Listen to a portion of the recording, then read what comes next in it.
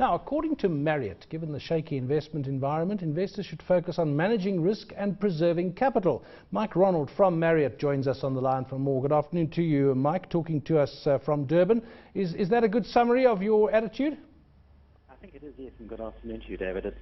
It's maybe to say that what we experienced last year is not necessarily going to be repeated in the local market this year, and investors need to look at their investments to make sure that they're properly aligned to withstand some of the pressures that you might get in the year ahead. How would those pressures be different to the pressures we've seen? And earlier on, Sasha Narishkin and I were saying that if you look at the growth prospects for the global economy, China at 7.4, I think, was the latest number that they came out with. And as we said, you can't go on growing at 10% forever. But the US certainly looking positive, talking about a 3% growth rate soon. And the Eurozone, even there, at least perhaps the bottom is been hit. And maybe there's been a bit of an upturn in most of it anyway, although they still have big debt problems. That's a very different picture to where we were at the beginning of 2013. I think globally, yes, we are in a different place. And we can see, I think it's now a hackneyed phrase, the green shoots emerging, and in fact more than green shoots in the United States. But locally, I think we are going to come under increasing pressure with earnings, particularly as we have retail spending under pressure and the households just maybe not having as much spare cash as they had before. Yeah, and that's no surprise to anyone. I think it's a trend that everyone's been predicting. It was interesting talking earlier this morning about Mr. Price and Shoprite going down 4.5% each. I'm not sure that in the last few years there'd be too many days where those two shares, different in their ways, but big retail companies, good companies, would go down by 4.5%. And the point was made that it's easy for foreigners to get out of such shares.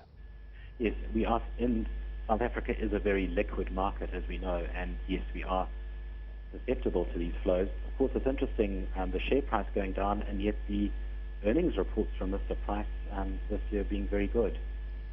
So we're seeing this disparity between one stock which actually has good earnings and perhaps retail shares being punished a little bit by the market, as they did this time last year as well. Well, and maybe they're saying, well, we've had a very good time with this share, now's the time to get out because it's not going to grow as much, and people are very demanding with that. Looking at the investment landscape, let's call it, it is an election year, and on the one hand, I suppose the market discounts an election year, but it can't help reacting to it. What's your sense of this year as an election year and the investment landscape? I think, yes, it is a little bit of a different year. As you say, we have this 4-year cycle, which, by the way, as a side, we've already seen in the results of Matrix maybe being a little bit higher last year than what they have for the last 2 years. That's a cynical remark, Mike. But what we are noticing, and at Marriott we're saying, is let's look for security. Go to those companies and look at those companies that are able to secure earnings as well as being able to pay a continuing dividend and even grow that dividend. Because I think we are going to see some industrial action. We're going to see a rand increasingly under pressure, the prospect of inflation coming through, and households having increasingly less money to spend. And so you want to go to more secure counters, companies that, for example, Mr. Price, as we've just mentioned, those maybe in the medical sector, those that provide goods and services that we are going to continue to need as consumers. I think the more cyclical goods and the more luxury goods might come under pressure. So if you had a sector that you'd like to get into now, if you weren't in it and would like to get into, or a sector that you'd definitely stay in and perhaps consolidate and get a bit more, which would it be? Several of them.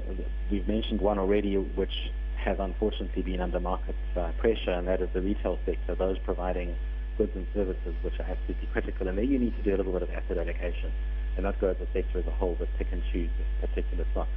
Perhaps some of your basic banking stocks, stocks that provide, well, if I can tell you what not to go in, is maybe the more commodity-based stocks and the cyclical stocks. Really pinpoint your financial stocks, industrial stocks that are going to provide continuing goods and services.